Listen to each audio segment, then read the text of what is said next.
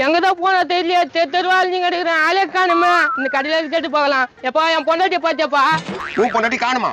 ஆம்பா, காலையில இருந்து அந்த ராகேஷ் எங்க போனாலே தெரியலப்பா. தேடி தேடி கை கால்லாம் வலிக்குதுப்பா. இதேதான் 1996 வருஷம். பேரு கற்பகம். நான் இப்ப அதுக்கு இடையில குறுக்கு பேசினாலும் சொல்றத மறந்துடுவேன். கேளு, கற்பகம். அந்த கற்பகத்துக்கு என்னடா ஆச்சா? அந்த கற்பகத்தை நான் உயிருக்கு உயிரால வைப்பானு அவங்க அண்ணனுங்க 3 பேரு செம்ம பொல கட்டு காட்டிருப்பானுங்களா? அதான் இல்ல, அந்த 3 பேர் வந்து என் காலில் விழுந்து எப்பா இதை எப்படியா கூட்டு முடியும்னு சொன்னாங்க. உலக அதிசயம் 185 ஆயுது. சொல்றது கேள்பா. அப்படியே அந்த கற்பகத்தை எனக்கு கல்யாணம் பண்ணி வச்சாங்க.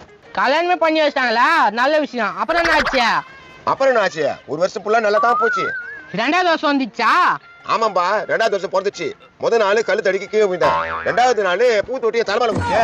ஐயோ, அப்புறம் என்ன கட்டு கட்டின்னு நடந்து போறேன்.